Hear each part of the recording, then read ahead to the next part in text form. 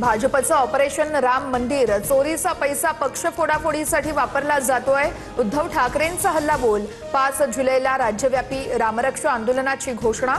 सर्व हिंदूंनी जमण्याचं उद्धव ठाकरेंचं आवाहन। उद्धव ठाकरे आचार विचार गेल्यावर जागे होतात, योग्य वेळी गोष्टी केल्या नाहीत। भाजप नेते प्रवीण दरेकर यांची टीका। मुंबईसह ठाण्यामध्ये पावसाचा जोर कायम। अंधेरी वीरा देसाई रोडसह सायन प्रतीक्षानगर परिसरात देखील मोठ्या प्रमाणामध्ये पाणी साचलं। अंधेरी सबवे वाहतुकीसाठी बंद, तर ठाण्यातील बाजारपेठेतही संपूर्ण पाणीच पाणी। रायगड आणि पुण्याला आज पावसाचा रेड अलर्ट, तर मुंबईसह काही जिल्ह्यांना पावसाचा ऑरेंज अलर्ट। राज्यामध्ये पुढील 5 दिवस चांगला पाऊस पडणार, हवामान खात्याचा अंदाज। मीरा भाईंदरमध्ये नारळाचं झाड कोसळून जखमी झालेल्या व्यक्तीचा दुर्दैवी मृत्यू। 2 दिवसांपूर्वी मुसळधार पावसात नारळाचं झाड दुचाकीवर कोसळल्यानं राहुल पाटील जखमी झाले होते। रुग्णालयामध्ये उपचारादरम्यान मृत्यू।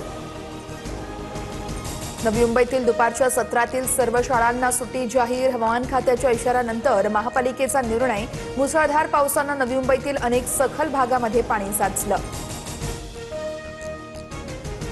मुसळधार पावसाने कोकणातील नद्यांना पूर। रायगडच्या अंबा नदीनं इशारा पातळी ओलांडली, तर रत्नागिरीची काजळी नदी ओव्हरफ्लो। नदीकाठच्या गावांना सतर्कतेचा इशारा। कोकणामध्ये आज पावसाचा ऑरेंज अलर्ट।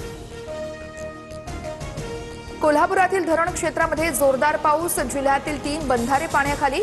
पंचगंगा नदीच्या पाणी पातळीतही वाढ। मुंबई अहमदाबाद मार्गावरील खड्ड्यांमुळे 14 ते 16 वाहनं यावेळेस पंक्चर झाल्याचं समोर। संबंधित वाहनं एकमेकांवर आदळल्याची ही माहिती। महामार्गाच्या दुरवस्थेमुळे नागरिकांना प्रचंड मनस्ताप।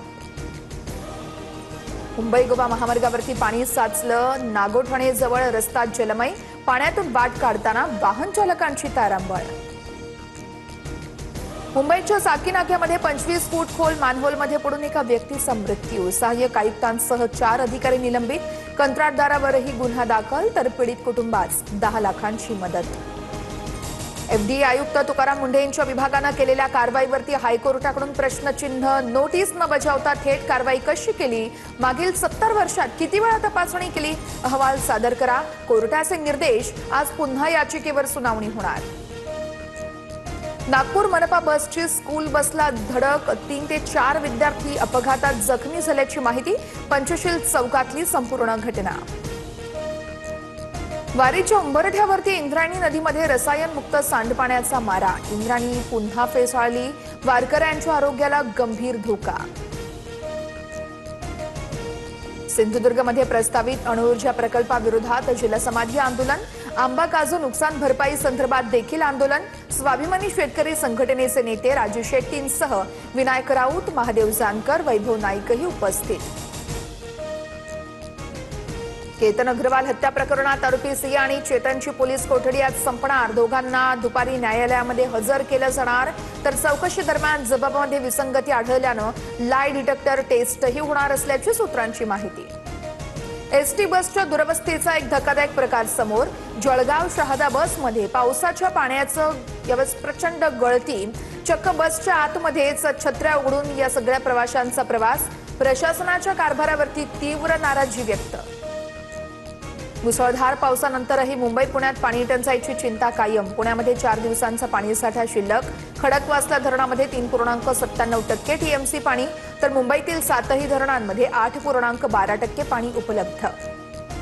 जळगावच्या सराफ बाजारामध्ये सोनं 3,500 तर चांदी 5,000 महागली। सोन्याचे दर जीएसटीसह 1,50,895 रुपयांवर, तर चांदीची किंमत प्रति तोळा 2,45,140 रुपयांवर। अमेरिका इस्रायलच्या हल्ल्यामध्ये मारले गेलेले इराणचे सर्वोच्च नेते अयातुल्ला खामेनी यांच्या अंत्यविधीला सुरुवात। शनिवारी दफनविधी। पुत्र मोज्तबा खामेनी सुरक्षेच्या कारणास्तव अंत्यविधीला उपस्थित राहणार नसल्याची सूत्रांची माहिती।